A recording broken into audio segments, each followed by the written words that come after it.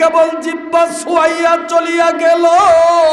এই সামান্য ছোঁয়ানিতে গোটা পুকুরের পানিগুলো এত বিষাক্ত হয়ে গেল। আমার যে পরিমাণ জায়গা পানির মধ্যে ডুবন্ত ছিল, এই জায়গাগুলোর চামড়া এবং গোশতগুলো গলতে আরম্ভ হয়ে যায়।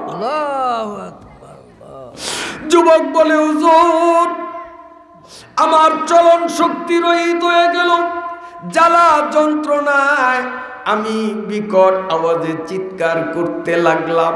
পুকুর পাড়ে শুয়ে শুয়ে ছটপট করতেছি, আমি বুঝি আর বাঁচব না। আমার বিকট চিৎকারের আওয়াজ শুনিয়া আমার সঙ্গী সাথী অন্যান্য মিলিটারিরা দৌড়াইয়া আসলো, আমার উদ্ধার করলো, আর্মি হাসপাতালে ভর্তি করলো। ডাক্তাররা চিকিৎসা কয়েকদিন করার পরে বলছে আমাদের দ্বারা সম্ভব না। পাকিস্তানের সবচেয়ে বড় হাসপাতাল, ওই হাসপাতালে ভর্তি করলো। ওখানকার বড় বড় ডাক্তাররা চেক আপ করে বলছে এটার চিকিৎসা আমাদের দ্বারা সম্ভব নয়, আমেরিকা নিয়ে যাও। হুজুর আমাকে বিমানে চড়াইয়া পাকিস্তান সরকারের সরকারি খরচে চিকিৎসার জন্য আমেরিকা নিল। আমেরিকার ডাক্তাররাও বলতেছে আমাদের কম্পিউটারে রোগ ধরা পড়ে না, এটা কোনো দুনিয়ার রোগ না। যদি দুনিয়ার রোগ হয়তো দুনিয়ার ডাক্তার দুনিয়ার ওষুধ দিয়া সুস্থ করতে পারত। এই রোগ কোনো দুনিয়ার রোগ না, এটা ঐশ্বরিক রোগ, দুনিয়ার কোনো ওষুধ কাজে আসবে না। এই কথা বলার পরে যুবক বলে, হুজুর যদি আপনারা দেখতে চান, এই যে দেখেন লঙ্গিটা জাগাইয়া বলে দেখেন আমার এখানে এখনো সাদা ব্যান্ডেজ লাগানো আছে। যদি আমি এখান থেকে চুল পরিমাণ ব্যান্ডেজ খুইলা দেই, এমন দুর্গন্ধ এখান থেকে আসবে আপনারা মসজিদ ছাড়িয়া পালাবেন, মসজিদ ছাড়িয়া পালাবেন, সহ্য করতে পারবেন না। ওই কবর বলে আনা বাইতুদ্দুদ, আনা বাইতুল ওয়াহদা, আনা বাইতু আল্লাহ আল্লাহ, আনা বাইতুল ওয়াহশা। কবর বলে আমি সেই বিষাক্ত প্রাণীর ঘর, আমি সাপের ঘর, আমি নির্জনতার ঘর, আমার মাঝে আসতে হলে রেডি হয়ে আসো।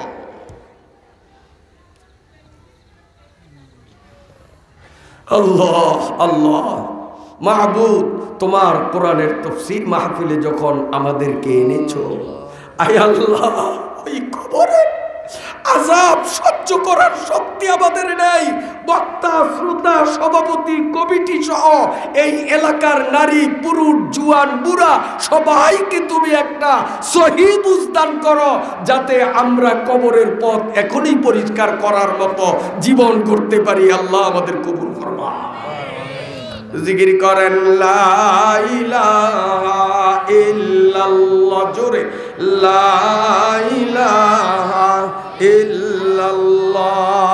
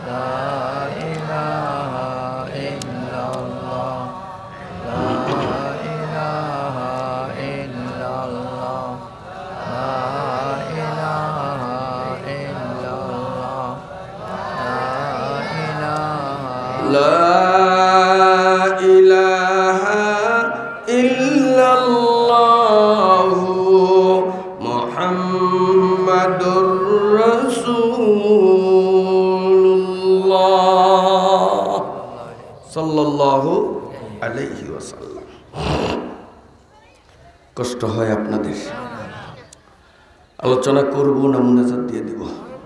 শুনতে রাজি আছেন আল্লাহ পাকের কোরআন? আল্লাহ আমাদের তৌফিক দান করে।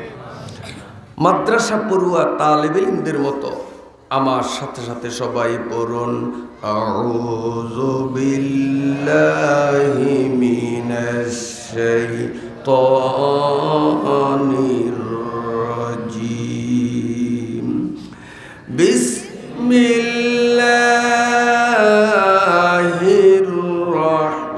রহমানির রহিম। ওয়াকাদা রাব্বুকা আল্লা তা'বুদু ইল্লা ইয়্যাহ ওয়া বিল ওয়ালিদাইনি ইহসানা। ইম্মা ইয়াবলুগান্না ইনদাকাল কিবারা আহাদুহুমা আও কিলাহুমা ফালা তাকুল লাহুমা উফফিন ওয়ালা তানহারহুমা ওয়া কুল লাহুমা কওলান কারীমা। বলুন সাদাকাল্লাহু মাওলানাল আযীম।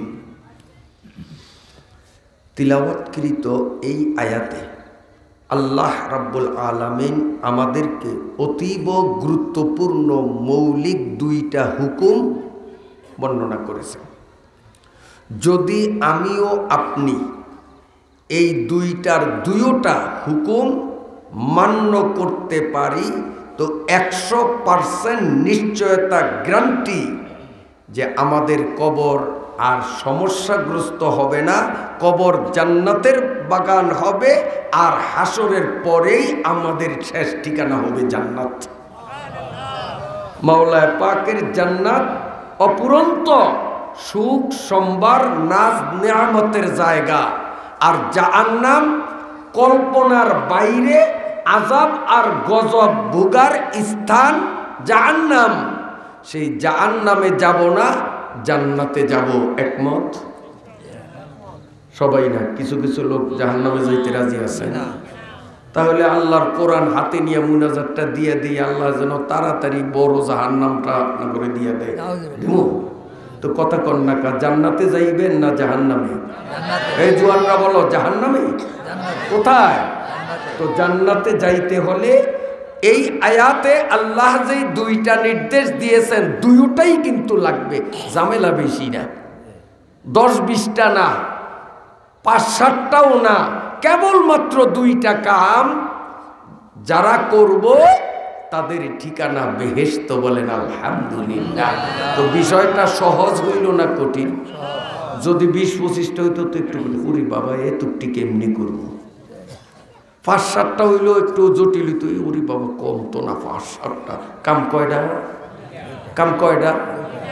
দর্দ দিল কে ওয়াসতে পয়দা কিয়া ইনসানো কো। আমি কিন্তু আমার বয়ানে এত বয়াত করি না, যেটা এই জায়গায় আমি নতুন হলেও আপনাদের এই দলিগড় নগরে অনেক প্রোগ্রামে এসেছি, আপনারা হয়তো বিভিন্ন মাহফিলেও বয়ান শুনছেন, এত বয়াত করি না। আজ বয়াত কত যে আসে অনেকটি থুয়েও গেছি, এরপর খালি ধাক্কি করে। কেন? ওই একটা কথা আছে, আগের আল যেমনে যায় ফিসের আল ওমনে যায়। আমার আগে এই এলাকার সম্মানিত যোগ্যতা সম্পন্ন আলেম হযরত মাওলানা ফারুক সাহেব বয়ান করছেন। আমি আসার পরে দেখলাম বাংলা কথা যেই কয়টা কইছেন তার সে কয়েক গুণ বেশি উনি বয়াত করছেন। তো এই জন্য আগের আল যেমনে যায় ফিসের আল ওমনে যায়। খালি বয়াতে আমারও গুতাগুতি করে অনেক কিন্তু থুইও দিছি, ভাগে ভাগে 2-4টা কইছি। আল্লাহ, বিরক্ত হননি আপনারা? ও ভাইরা খেয়াল করে শুনেন, दर्दे दिल के वास्ते पैदा किया इंसानों को वरना ताअत के लिए कुछ कम न थे करबिया। আল্লাহ রাব্বুল আলামিন তার মনের শখ মিটাইবার জন্য, নিজের মনের স্বাদ মিটাইবার জন্য, নিজের মনকে প্রশান্ত করার জন্য আল্লাহ আদর করিয়া মায়া করিয়া মানুষকে আল্লাহর নিজের কুদরতি হাতে তৈরি করলেন। সুবহানাল্লাহ। এই মানুষগুলোরে আল্লাহ জাহান্নামে দিতে চান না। আল্লাহর ইচ্ছা আমি যতগুলো মানুষ বানাইলাম 100তে 100 সবাই জান্নাতে যাক। সব মানুষগুলো যাতে সহজ উপায়ে জান্নাতে যাইতে পারে, এই জন্য সূরা বনী ইসরাইলের 2য় রুকুর আজকের তিলাওয়াতকৃত আয়াতে এতটাই সহজ করে দিলেন। আল্লাহ বলেন এখানে কেবল 2টা হুকুম তোমাদের উপর জারি করলাম, এই হুকুম 2টা মান্য করলেই রেজাল্ট হবে বেহেশত। সহজ করছেন না কঠিন করছেন?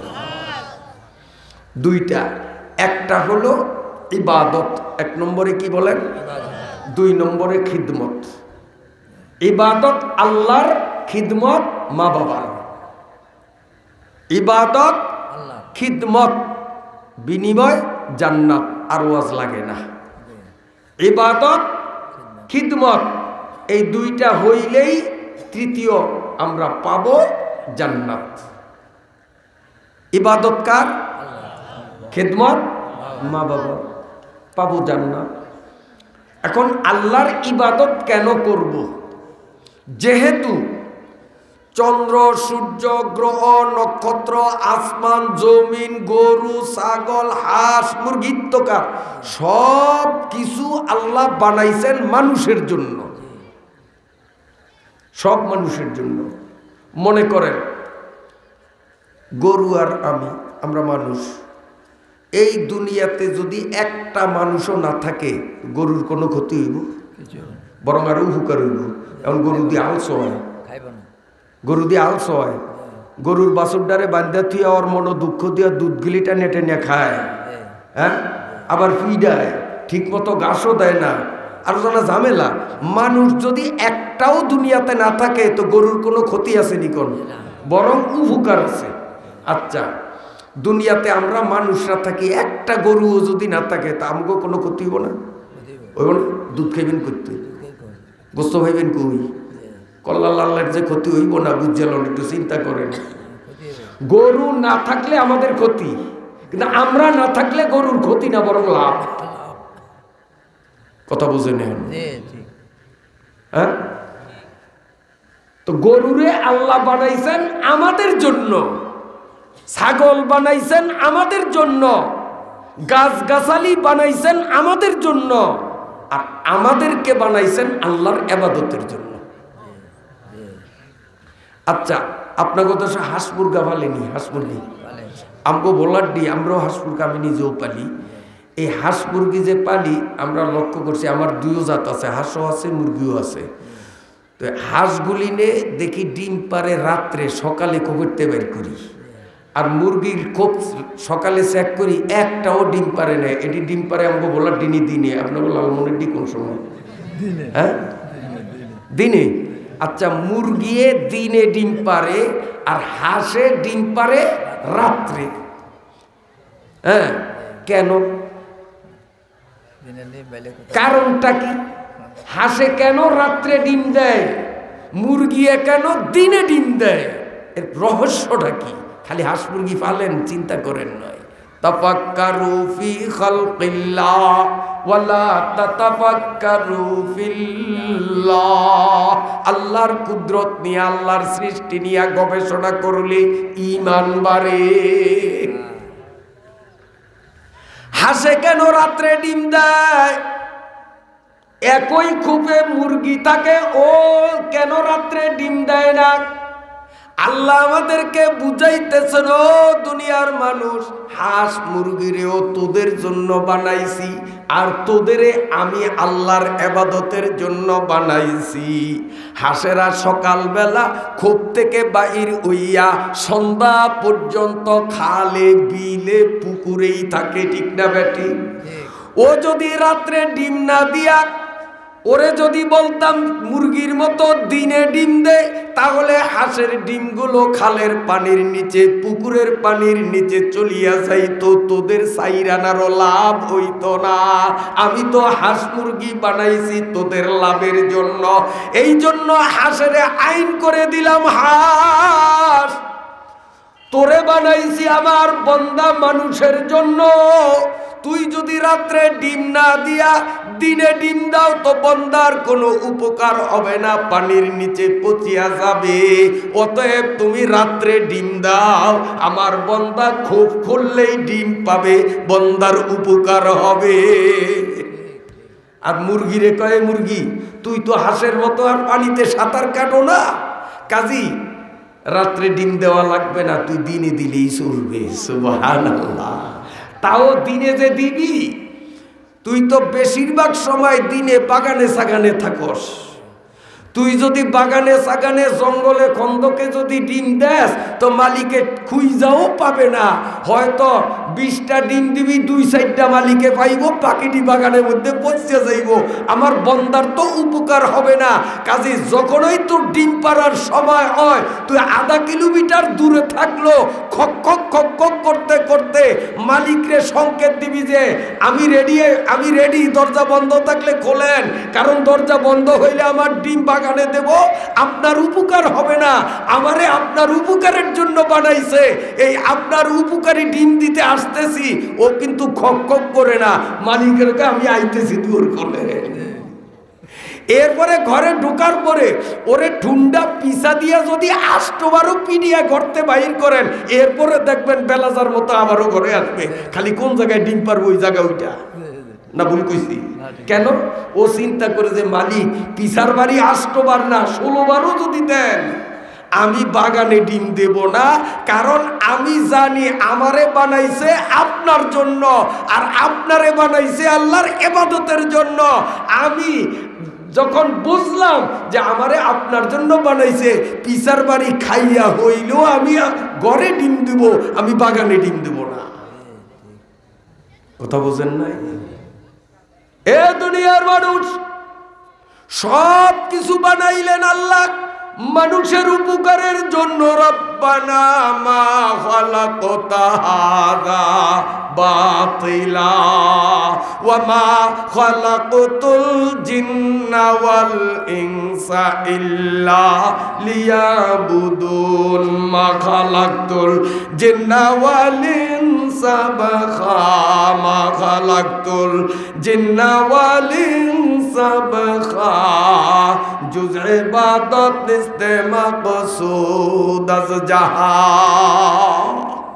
আল্লাহ রাব্বুল আলামিন বুঝাইতেছেন, মানুষ সব কিছু বানাইলাম তোদের জন্য, কেবলমাত্র আমি তোদেরকে বানাইলাম আমি আল্লাহর ইবাদতের জন্য। আমার অসংখ্য নিয়ামত রাজি ভোগ করিয়াও আমি আল্লাহর ইবাদত যদি তুমি না করো, কপাল পোড়া আর নিমক হারাম হওয়া লাগবে। ঠিক না? ঠিক। নিমক হারাম, আমারটা খাবি। আমি কোন কায়দায় হাঁসেরে বললাম আর কোন কায়দায় মুরগিরে বললাম, হাঁস আর মুরগি আমার কথা মানলো, আর তুই 3.5 হাত মানুষ হইয়া ঘাড়তারামি করো, আমার হুকুম মানলা না। রবি ও শশী নিবেদিত প্রাণ হুকুমে তার, তার মানে আল্লাহ।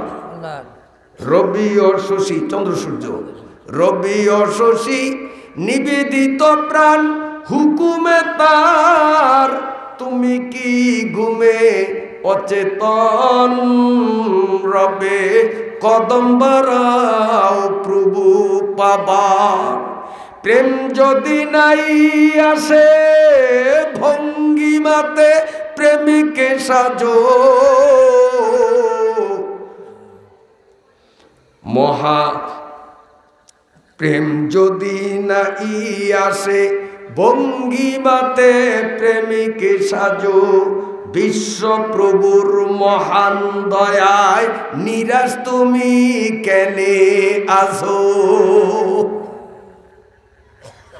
আল্লাহ তোমারে আমারে আল্লাহর ইবাদতের জন্য বানাইলেন, আল্লাহর প্রেমে পাগল হইয়া মাওলার ইবাদতের পথ ধরো। কবি বলতেছেন প্রেম যদি নাই আসে ভঙ্গিমাতে প্রেমিক সাজো। এর অর্থ হলো ও দলিগড় নগরের যুবকরা, জীবনে একদিনও তো নামাজ পড়লি না, নামাজের নিয়ম নীতি কিচ্ছু তোর জানা নাই, কিন্তু আজকে এই দারুস সুন্নাহ মাদ্রাসায় কোরআনের আলোচনা শুনিয়া তোর মন যখন নরম হইয়া গেল, নামাজ তো পড়তে জানো না, কিন্তু মন তৈয়ার হয়ে গেল না নামাজ আমার পড়া লাগবে, কারণ আমাকে আল্লাহ বানাইলেন এই জন্য এটা আমার করা লাগবে। কিন্তু তুমি নামাজ পড়তে জানো না, দ্রুত নামাজের নিয়ম শিখবা। যতদিন তুমি নামাজের নিয়ম না শিখো ততদিন তুমি ভঙ্গিমা অবলম্বন করো।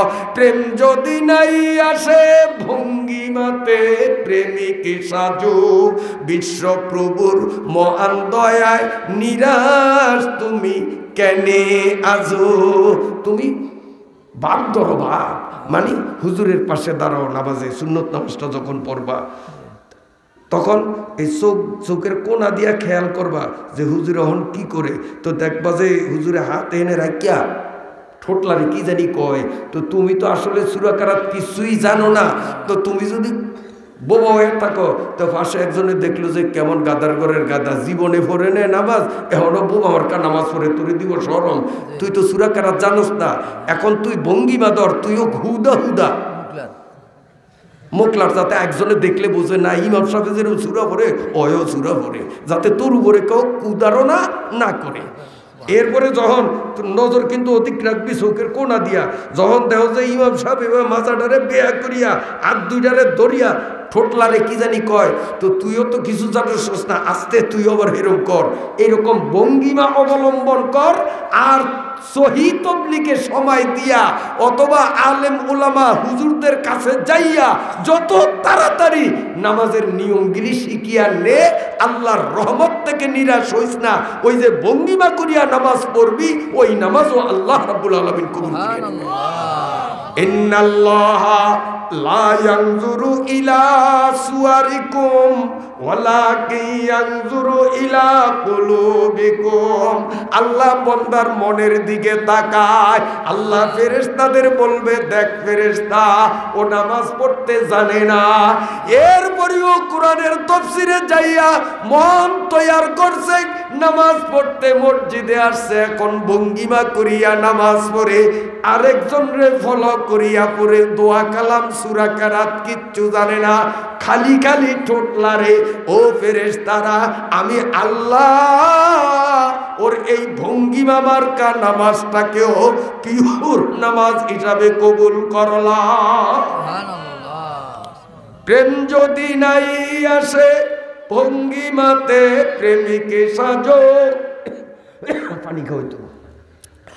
প্রেম যদি নাই আসে ভঙ্গিমাতে প্রেমিকে সাজো, বিশ্বপ্রভুর মহান দয়ায় নিরাশ তুমি কেনে আজো। কারণ আমাদের পাপের মাত্রা যত বড়, আল্লাহ পাকের দয়া আর ক্ষমার মাত্রা তার সে কোটি কোটি কোটি কোটি গুণ বড়। অসুবিধা আছে না? কোনো অসুবিধা নেই, কোনো অসুবিধা নাই। লা তাকনাতু মির রাহমাতিল্লাহ। তুমি আর আমি কতটুকুন পাপ করছি, গোটা পৃথিবীর মানুষের পাপগুলি একসাথ করিয়া আসমান পর্যন্ত যদি পাপের পাহাড় বানাইয়া দেওয়া হয়, আমার আল্লাহর আধা সেকেন্ড সময় লাগবে না এটারে মাফ করতে।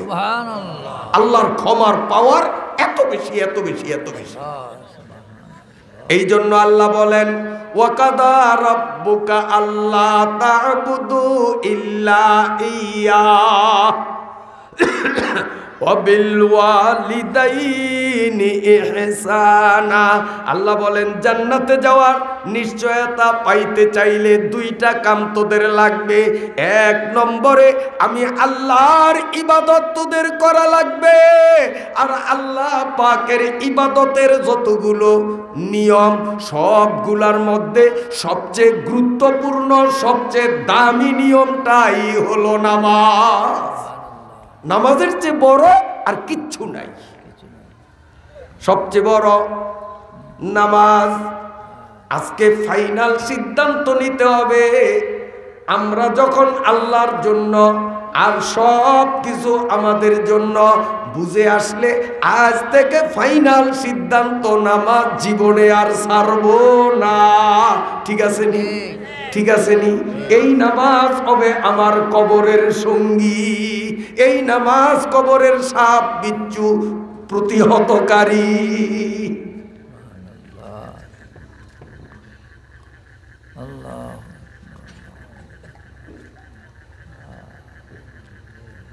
কষ্ট হয়নি আপনাদের? গেল একটা। দুই নম্বর অবিল ওয়ালিদাইনে ইহসানা, মা বাবার সাথে ইহসান করিও। ইহসান কি জিনিস শোনেন, এদিক তাকান।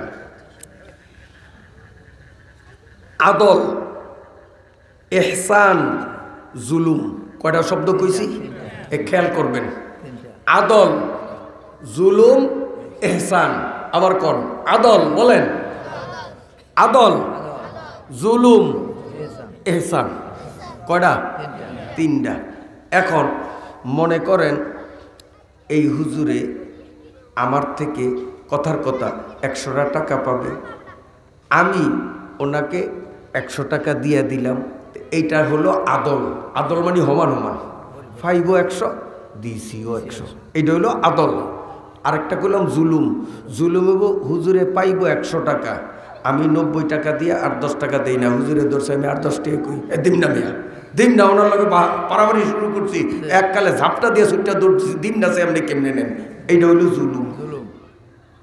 আদল আর জুলুম বুঝছেন তো? এখন যা পাইব তা দিলাম, এইটা কি? আদল। যা পাইব তার থেকে ঠগাইলাম, এইটা জুলুম। আর হুজুরে পাইব 100 টাকা, আমি হুজুরের 100 টাকা দিলাম যে হুজুর আপনার এই পাওনা আপনারে দিছি, পাইছেন? হ্যাঁ পাইছি। তো হুজুর আরো 50 টাকা দিলাম, আপনি সকালে নাস্তা করিয়েন। পাইব 100 টাকা দিছি 150 টাকা। এইটারে কয় ইহসান, ডলক দেওয়া, ডলক দেওয়া। এটার নাম কি? আল্লাহ রাব্বুল আলামিন বলেন ওয়াবিল ওয়ালিদাইনি ইহসানা। ও দুনিয়ার সন্তানের গোষ্ঠীরা, মা আর বাবার সাথে জুলুম তো করার যুক্তি হয় না, এমনকি মা বাবার সাথে আদল করলেও জান্নাতের আশা করা যায় না। যদি জান্নাতের আশা করো, মা বাবার সাথে তোমাদের ইহসান করা লাগবে, জুলুম করা যাবেই না। আদল মানে আমার থেকে মা বাবা যদ্দূর পাওনা এদ্দূর দেওয়া। মা বলছে মনুরে আমার ব্লাউজটা নরম হয়েছে, আমার একটা ব্লাউজ বানিয়ে দে রে, বাস একটা ব্লাউজ বানিয়ে দিলাম। এইটা হইল আদল। আদল, মা যা চাইছে তা দিছি। মা চাইছে ব্লাউজ, কিচ্ছু বললাম না। আমি মঙ্গল শিকদার বাজার দর্জির দোকানে যাইয়া একটা ছায়া, একটা ব্লাউজ আর একটা ওড়না, কথার কথা। তো মা চাইছে একটা, আনলাম 3টা, এটা কি হইব? কয় নাকা? তো আল্লাহ কি বলছেন?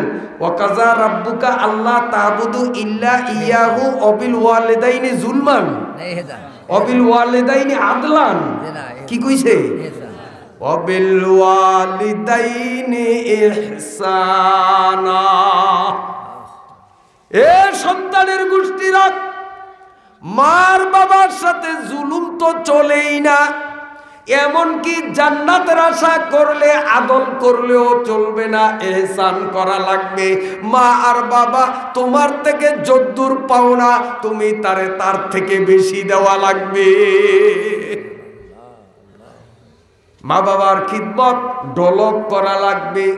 এখন অনেক মুরব্বীদের মন খারাপ যে হুজুর এই ওয়াজটা আরো 40 বছর আগে দরকার ছিল, কারণ আমি বুড়িয়া, আমার তো মাও নাই বাপও নাই, আমি কার সাথে আজকে এহসান শুরু করব? আরো 40 বছর আগে কমিটি কেন আপনারে দাওয়াত দিল না? 40 বছর আগে যদি কোরআনুল কারীমের 15 পারার এই আয়াতের তাফসীর শুনাইতেন, তো আমি আমার মা আর বাবার সাথে এহসান করে আমি আমার জান্নাতের পথ পরিষ্কার করতাম। আমার তো মাও নাই বাপও নাই, আমি কি করব? বুড়িয়াদের মনে একটা টেনশন আসা স্বাভাবিক কিনা? আর যুবকদের মন এখন খুশি, আরে এতদিন জানি না মায়ের মনে কত ব্যথা দিছি, আহা বাবার মনে যে কত অকারণে ব্যথা দিছি। আল্লাহর কোরআন শুনে বুঝলাম যে মা বাবার সাথে ইহসান না করলে জান্নাতে যাওয়া যাবে না। অতএব হুজুরে কতক্ষণে মাহফিলের মুনাজাত দিবে, বাড়িতে যাইয়া মায়ের হাত ধরবো, বাবার পা ধরবো, আর চোখের পানি সারিয়া বলবো, মা আমারে মাফ করিয়া দাও, আর তোমার সাথে খারাপ ব্যবহার করব না, এখন থেকে তোমার সাথে ইহসান যাতে করি সেই তৌফিক আমারে আল্লাহ দান করে দোয়া করেন। যুবকরা খুব খুশি যে আমরা জান্নাতের পথ পরিষ্কার করতে পারবো, কারণ মাও জীবিত আছে, বাবাও জীবিত আছে। আমার বুড়া মুরব্বীদের মন খারাপ, মাও নাই বাবাও নাই, আমরা জান্নাতের পথ কেমনে পরিষ্কার করব?